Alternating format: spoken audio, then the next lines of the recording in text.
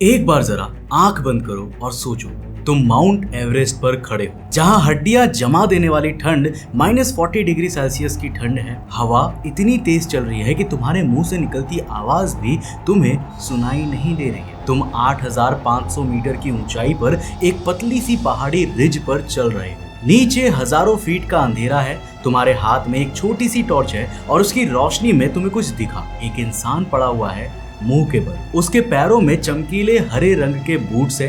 एक सेकंड के लिए तुम्हें लगेगा कि शायद ये जिंदा है, शायद मदद मांग रहा है। लेकिन जब तुम थोड़ा और पास गए तो तुमने देखा कि उसकी चमड़ी का रंग पूरा ग्रे हो चुका है। उसके हाथ चट्टान में ऐसे घुसे हुए हैं जैसे उसने मरते वक्त किसी चीज को पकड़ने की कोशिश की थी। और सबसे डरावनी बात यह है ना कि ये इंसान कल नहीं मरा था, परसों नहीं मरा था। ये इंसान 18 साल पहले मरा था और तब से यहीं पड़ा हुआ है, इसी जगह, इसी हालत में। और तुम कुछ नहीं कर सकते, बस इसके पास से गुजर जाओ और दुआ करो कि माउंट एवरेस्ट पर चढ़ने के इस डरावने सफर में कहीं तुम्हारा हाल भी ऐसा ना हो जाए। कहीं तुम्हें भी तुम्हारी टीम को हमेशा के लिए किसी माउंट एवरेस्ट की चट्टान में छोड़कर ना जाना पड़े। और ये सब मैं कोई मजाक नहीं कर रहा, ये माउंट एवरेस्ट की असली दुनिया है। दुनिया की सबसे ऊंची जगह जहां 200 से ज्यादा इंसानों की लाशें आज भी बर्फ में जमी पड़ी हैं और उन्हें कोई नीचे नहीं ला पा रहा। लेकिन सवाल यह है कि एवरेस्ट पर इतने लोग मरते क्यों हैं और मरने के बाद उन्हें नीचे क्यों नहीं लाया जाता है। तो आज के इस वीडियो में हम इन्हीं सवालों का जवाब जानने वाले हैं। सो हेलो गाइस, मैं हूं कौशिक और चलिए शुरू करते हैं एक और नया एपिसोड। दोस्तों, वीडियो में आगे बढ़ने से पहले मैं देख पा रहा हूं कि आप में से अधिकांश लोगों ने अभी तक सब्सक्राइब नहीं किया है। यार मजाक कर रहे हो क्या? वीडियो देख रहे हो, मजा आ रहा है तो सब्सक्राइब करो ना, फ्री तो है। नीचे सब्सक्राइब वाला बटन मिल जाएगा, उसको प्रेस करो और नोटिफिकेशन बेल ऑन करो। तो 15 अप्रैल 1875 फ्रांस, 3 वैज्ञानिक एक बड़े से हाइड्रोजन बलून में बैठकर आसमान की तरफ उड़ रहे हैं। उनके नाम है गैस्टन तिसांडियर, जोसेफ ग्रोस स्पिनेली और थियोडर सीवेल। ये मिशन सिंपल है, ये जानना है कि आसमान में कितना ऊपर जाने पर इंसान जिंदा रह सकता है। बलून ऊपर जाता है, 3000 मीटर, 5000 मीटर, 7000 मीटर, सब कुछ ठीक चल रहा है। तीनों वैज्ञानिक अपने इंस्ट्रूमेंट्स पर रीडिंग्स नोट कर रहे हैं, पर जैसे ही बलून 8000 मीटर के पास पहुंचता है, तिसांडियर को कुछ अजीब महसूस होता है। उसकी उंगलियां कमजोर पड़ने लगती है, पेन पकड़ना मुश्किल हो रहा है। वो अपने साथियों की तरफ देखता है। क्रोक स्पाइनेली की आंखें अधखुली हैं। वो कुछ बोलने की कोशिश कर रहा है पर उसके मुंह से आवाज नहीं निकल रहा। साइवल की हालात और बुरे हैं, उसका सर एक तरफ लटक रहा है। अब देखो, तिसांडियर को ये समझ नहीं आता कि आखिर ये हो क्यों रहा है। उसके दिमाग में एक अजीब सी धुंध छा गई है। वो जानता है कि कुछ गलत हो तो रहा है, पर वो सोच नहीं पा रहा है कि करे तो करे क्या। उसके हाथ में ऑक्सीजन का बैग है, पर उसमें से अपने मुंह पर लगाने की ताकत नहीं बची है। और फिर तिसांडियर की आंखें बंद हो जाती है। जब कुछ देर बाद उसकी आंखें खुलती है तो बलून नीचे आ रहा है। वो अपने दूसरे साथियों की तरफ देखता है। दोनों की बॉडी वहीं पर बैठी हुई है, बिल्कुल शांत, जैसे वो लोग सो रहे हैं, पर वो सो नहीं रहे थे, दोनों मर चुके थे। और आज 150 साल बाद माउंट एवरेस्ट पर जो 200 से ज्यादा लाशें जमी पड़ी है ना, उनमें से ज्यादातर की मौत बिल्कुल ऐसे ही हुई है। इसको अच्छे से समझने के लिए ना पहले हमें एक और चीज समझनी होगी, जिसे साइंस में डेथ जोन कहा जाता है। तो देखो, हम सब जानते हैं कि हवा में ऑक्सीजन होती है जिससे हम सांस लेते हैं। अब जब तुम जमीन पर खड़े हो तो तुम्हें हर सांस में काफी सारी ऑक्सीजन मिलती रहती है। लेकिन जैसे जैसे तुम ऊपर की तरफ जाते रहते हो, ऊपर पहाड़ पर या किसी गैस बैलून के जरिए, तो हवा पतली होती जाती है। मतलब हवा में ऑक्सीजन तो होती है लेकिन उसकी मात्रा कम होती जाती है। अब सोच कर देखो कि जमीन पर तुम्हें एक सांस लेने में जितनी ऑक्सीजन मिलती है, 8000 मीटर की ऊंचाई पर वही सांस लोगे तो तुम्हें उसका सिर्फ तीसरा हिस्सा मिलेगा। यानी 3 सांस में जो ऑक्सीजन मिलनी चाहिए वो 1 सांस में मिलेगी। और ये इतना कम है कि तुम्हारा शरीर इसे हैंडल ही नहीं कर सकता। इसलिए 8000 मीटर से ऊपर के इलाके को डेथ जोन कहा जाता है, मतलब मौत का इलाका। अब तुम्हारे मन में एक सवाल जरूर आ रहा होगा कि डेथ जोन में जाने के बाद इंसान के साथ होता क्या है। तो ध्यान से सुनना, इस जोन में सबसे पहले दिमाग काम करना बंद करता है। तुम्हें समझ में नहीं आता कि तुम कहाँ हो, क्यों यहाँ पर आए हो, क्या करना है। फैसला लेने की ताकत खत्म हो जाती है। फिर हाथ पैर काम करना बंद कर देते हैं। जैकेट या जिप बंद करना जैसे आसान काम भी तुमसे नहीं हो पाता।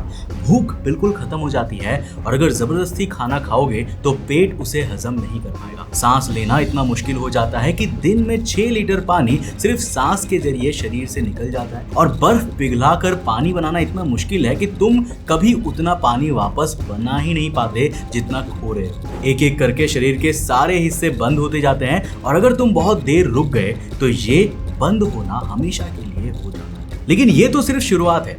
डेथ जोन में 2 और खतरनाक चीजें होती हैं।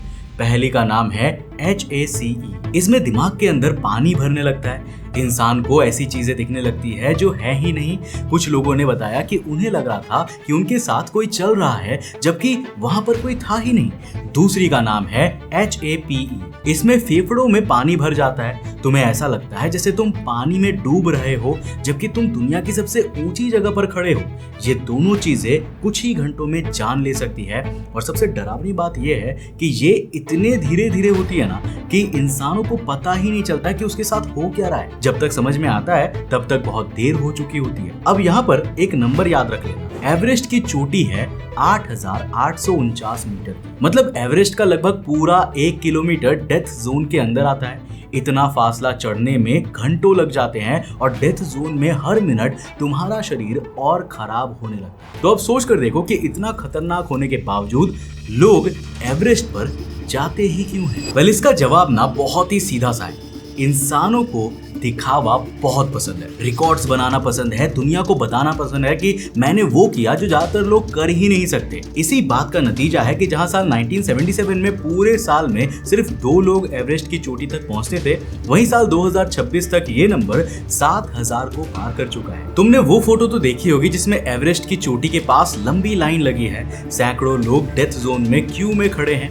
जैसे किसी दुकान के बाहर सेल लगी हो। मतलब अब दुनिया के सबसे ऊंचे पहाड़ पर चढ़ने के लिए भी लाइन लग चुकी है, वो भी इस पहाड़ के सबसे खतरनाक डरावनी जोन में, जहां हर मिनट में जिंदगी का टाइम खत्म होता रहता है। और यही वजह है कि एवरेस्ट पर मौत रुकती नहीं। साल 2020 को छोड़ दो, जब कोरोना की वजह से पहाड़ चढ़ाई बंद थी, तो साल 1977 के बाद से हर साल एवरेस्ट पर किसी न किसी की मौत हुई ही है। साल 2023 में तो एक ही साल में 17 लोग मरे हैं। अब तक कुल मिलाकर लगभग 350 लोग एवरेस्ट पर अपनी जान दे चुके हैं। और क्योंकि चोटी तक जाने के सिर्फ 2 रास्ते हैं, इसीलिए ज्यादातर मौतें मिलती जुलती जगहों पर होती है। एक जगह है नॉर्थ ईस्ट रिज, चोटी के ठीक नीचे, जिसे क्लाइंबर्स ने नाम दिया है रेनबो वैली। नाम सुनने में लगता है कोई खूबसूरत जगह होगी, लेकिन सच्चाई ये है कि ये जगह लाशों से भरी हुई है।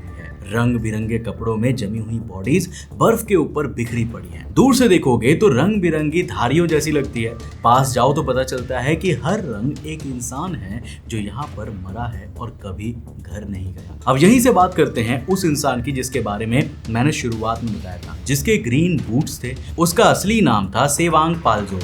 वो इंडियन आर्मी की एक टीम का हिस्सा था। 10 मई 1996 की बात है। उस दिन एवरेस्ट पर एक ऐसा तूफान आया था जिसने सब कुछ बदल दिया। हवा की स्पीड 100 किलोमीटर पर आवर से ज्यादा थी। आंख के सामने कुछ भी दिखना बंद हो गया था। कहीं भी देखो बस सफेद अंधेरा दिख रहा था।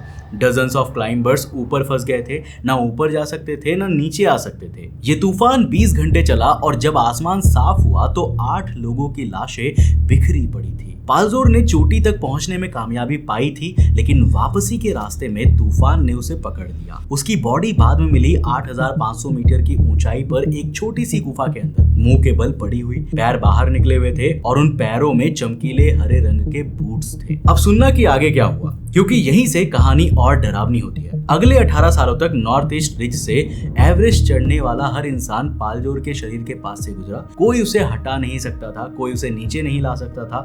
धीरे धीरे क्लाइंबर्स ने उसे एक नाम दिया, ग्रीन बूट्स। एक मरे हुए इंसान की लाश जो रास्ता दिखाने का निशान बन गई। मतलब सोच कर देखो, तुम अपनी जिंदगी की सबसे बड़ी चढ़ाई कर रहे हो और तुम्हारा रास्ता दिखाने वाला जीपीएस एक लाश है। ये एवरेस्ट की दुनिया है जहां मौत इतनी आम है कि लोगों ने उसे अपनी रोज की जिंदगी का हिस्सा बना लिया। लेकिन ग्रीन बूट्स अकेली लाश नहीं है। साल 1998 में भी एवरेस्ट पर एक अमेरिकन क्लाइंबर फ्रैंकिस एर्सेंटिव की मौत हुई। वो बिना एक्स्ट्रा ऑक्सीजन के चोटी तक पहुंचने वाली पहली अमेरिकन औरत बनना चाहती थी।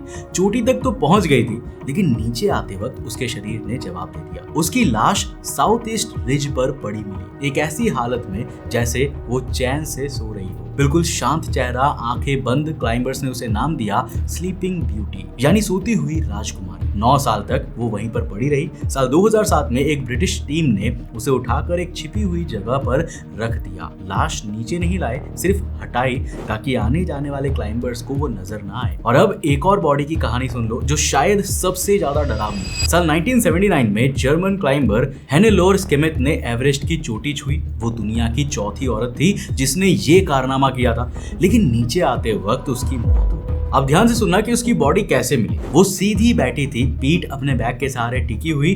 दूर से देखो तो लगता है जैसे कोई थकी हुई क्लाइंबर बैठकर आराम कर रही हो, लेकिन पास जाओ तो उसके बाल हवा में उड़ रहे थे और उसकी आंखें पूरी खुली हुई जमी हुई थी। यह नजारा इतनी डरावनी थी कि साल 1984 में 2 नेपाली क्लाइंबर्स उसकी बॉडी नीचे लाने गए, दोनों की मौत हो गई। एक लाश उठाने गए थे, 2 और लाशें बन गई। अब तुम्हारे मन में एक सवाल जरूर आ रहा होगा कि अगर इतनी सारी बॉडीज है तो उन्हें नीचे क्यों नहीं लाया जाता। जवाब सुनोगे तो समझ में आएगा कि ये कितना मुश्किल है। तो देखो 6400 मीटर से ऊपर हेलीकॉप्टर काम नहीं करता। इतनी ऊंचाई पर हवा इतनी पतली होती है कि हेलीकॉप्टर के पंखों को ऊपर रहने के लिए काफी हवा नहीं मिलती। कुछ खास हेलीकॉप्टर्स हैं जो इतनी ऊंचाई तक जा सकते हैं, लेकिन वो बहुत ही महंगे होते हैं और ज्यादातर टाइम हवा इतनी तेज होती है कि हेलीकॉप्टर भेजा ही नहीं जा सकता। मतलब लाश नीचे लानी है तो इंसानों को अपने हाथों से नीचे लानी पड़ेगी। अब सोच कर देखो कि ये होगा कैसे। एवरेस्ट की ऊंचाई पर एक बॉडी 24 घंटे में पत्थर की तरह सख्त हो जाती है। जिस हालत में इंसान मरा उसी हालत में जम जाता है। क्लाइंबिंग का सामान और बर्फ मिलाकर उसका वजन 100 किलो से ज्यादा हो जाता है। पुरानी लाशें तो पहाड़ में ही जम जाती है, चट्टानों के साथ एक हो जाती है। उन्हें निकालने के लिए पहले छेनी से तोड़ना पड़ता है, फिर खोदना पड़ता है। सिर्फ ये काम 24 घंटे ले सकता है और ये सब डेथ जोन में करना पड़ता है, जहां हर मिनट तुम्हारी अपनी जान खतरे में आ सकती है। लाश निकाल भी लो तो 100 किलो की जमी हुई बॉडी को ऊंची नीची पहाड़ी से नीचे ले आना अलग मुसीबत है। सिर्फ सबसे ताकतवर शेरपा लोगों की बड़ी टीम ये काम कर सकती है और तब भी वो अपनी ताकत की आखिरी हद पर काम कर रहे होते हैं। नेपाल की सरकार ने साल 2024 में एक सफाई मिशन किया। टारगेट था सिर्फ 5 लाशें नीचे लाना है और हर एक लाश का खर्चा था लगभग 60 लाख रुपए। और ये सिर्फ पैसों की बात नहीं है। वो स्केमेट वाला किस्सा याद है ना? 2 लोग गए थे एक लाश लाने और 2 और मर गए। यही वो बात है जो एवरेस्ट को लेकर सबसे मुश्किल सवाल खड़े करती है। क्या एक मरी हुई बॉडी के लिए 10 जिंदा लोगों की जान खतरे में डालना उचित होगा? नेपाल माउंटेनियरिंग एसोसिएशन कहता है कि नहीं, ये खतरे उठाने सही नहीं है। लेकिन कुछ लोग जैसे मशहूर क्लाइंबर रेनहोल्ड मेसनर कहते हैं कि लाशें लानी चाहिए क्योंकि इससे पहाड़ भी सेफ होता है और मरने वाले की इज्जत भी होती है। पर सच्चाई ये है कि ज्यादातर क्लाइंबर्स चढ़ाई से पहले लिख कर दे देते हैं कि अगर मैं मरूं तो मेरी बॉडी वहीं पर छोड़ देना। वो नहीं चाहते कि उनकी वजह से कोई और मरे। और अब एक और इम्पोर्टेंट बात, दुनिया में गर्मी बढ़ रही है, ग्लेशियर्स पिघल रहे हैं और जैसे जैसे बर्फ पिघल रही है वो पुरानी लाशें जो बरसों से दबी हुई थी ना, बाहर आ रही है। कुछ साल 1950 और 60 के जमाने की है। ऐसे क्लाइंबर्स जिनके बारे में दुनिया भूल चुकी थी अब वापस नजर आने लगे हैं। जैसे एवरेस्ट अपने राज खुद उगल रहा। यानी ये प्रॉब्लम छोटी नहीं हो रही है, बड़ी हो रही है। हर साल एवरेस्ट पर ज्यादा लोग आते हैं। 30 से 50 लाख रुपए खर्च करो और गाइडेड टूर बुक कर लो। रोप्स लगे हैं, शेरपा लोग हैं, एक्स्ट्रा ऑक्सीजन है, लेकिन इन सब के बावजूद एवरेस्ट माफ नहीं करता। एक गलत फैसला, थोड़ी सी हवा का बदलना, ऑक्सीजन मास्क का जाम हो जाना और तुम वही बन जाते हो जो तुमने रास्ते में देखा था। एक और जमी हुई बॉडी, एक और नाम जो शायद किसी लिस्ट में जुड़ जाए या शायद ना भी जुड़े। लोग कहते हैं कि एवरेस्ट की चोटी पर खड़े होने का वो पल जिंदगी बदल देता है। आसमान में तारे इतने पास लगते हैं कि लगता है हाथ बढ़ाकर तोड़ लो, लेकिन उसी पल तुम्हारे पैरों के नीचे की बर्फ में डजन्स ऑफ इंसान दबे हुए हैं जो यही पल जीने आए थे और कभी वापस नहीं लौटे। हर सुबह का सूरज यहाँ लाशों के ऊपर उगता है और जैसे जैसे ये पहाड़ और मशहूर होगा, ये कब्रिस्तान और बड़ा होगा, नई लाशें आएंगी, पुरानी लाशें बाहर जाएंगी और दुनिया की सबसे ऊंची चोटी पर बनता ये कब्रिस्तान कभी बंद नहीं होगा। क्योंकि एवरेस्ट को फर्क नहीं पड़ता कि तुम क्यों आए थे, कितना खर्चा किया था या घर पर कौन तुम्हारा इंतजार कर रहा है। अब आप मुझे बताइए कि क्या इन सब के बावजूद भी एवरेस्ट की चोटी पर चढ़ना वर्थ इट है? I mean, ये जानते हुए कि शायद ये तुम्हारा आखिरी सफर होगा, और अगर मर गए तो परिवार भी कभी तुम्हारी बॉडी तक नहीं देख पाएगा। अपना जवाब नीचे कमेंट सेक्शन में लिखकर जरूर बताना। अगर वीडियो पसंद आया, कुछ नया सीखने को मिला, तो इस वीडियो को लाइक करने के साथ साथ दोस्तों के साथ जरूर शेयर करना। अगर आप नए चैनल पे तो इस चैनल को सब्सक्राइब करने के साथ साथ नोटिफिकेशन बेल ऑन कर देना। और अगर आपको ये वीडियो पसंद आए ना, तो मैं आपको रिकमेंड करूंगा कि आप अगली वीडियो इसे जाकर के जरूर देखना, जिसमें हमने बात किया है समुद्र के एक ऐसे इलाके के बारे में जिसका नाम केप हॉर्न है। वो इलाका जहां पर बड़ी से बड़ी जहाजें आज भी जाने से डरती है। और आखिर वहां पर ऐसा क्या है कि जहाजें वहां पर जाने से डरती है? तो जानने के लिए इस वीडियो को जाकर देखना बहुत इंटरेस्टिंग है। मैं मिलता हूं आपको नेक्स्ट एपिसोड के साथ, तब तक के लिए बाय।